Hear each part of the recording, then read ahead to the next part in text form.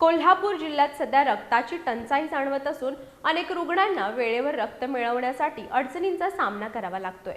या पार्श्वभूमीवर electrical sales employees welfare association अर्थात ई सेवा कोल्हापूर यांच्या वतीनं आयोजित करण्यात आलेल्या रक्तदान शिबिराला मोठा प्रतिसाद मिळाला।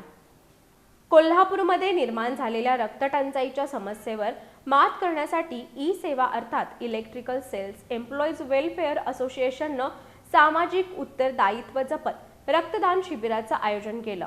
या शिबिरात विविध क्षेत्रातील नागरिकांनी उत्स्फूर्त सहभाग नोंदवत तब्बल 150 युनिट रक्त संकलित करण्याची मदत केली।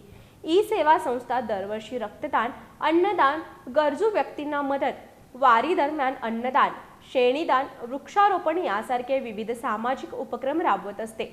यात सामाजिक बांधिलकीचा भाग म्हणून आयोजित करण्यात आलेल्या या रक्तदान शिबिराला विद्युत क्षेत्रातील व्यावसायिक, विविध कंपन्यांचे डीलर्स आणि डिस्ट्रीब्युटर्स, त्यांचे कर्मचारी, पोलीस कर्मचारी तसेच महिलांनीही मोठ्या संख्येने प्रतिसाद दिला।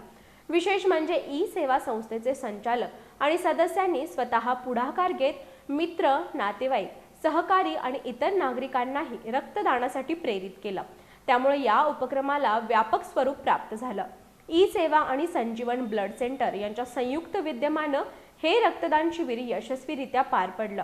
यावेळी केदार जमदाडे, किशोर गुरव, संदीप पोवार, विवेक चौगले, अनिकेत भोसले यांच्यासह संस्थेचे पदाधिकारी आणि सदस्य उपस्थित होते।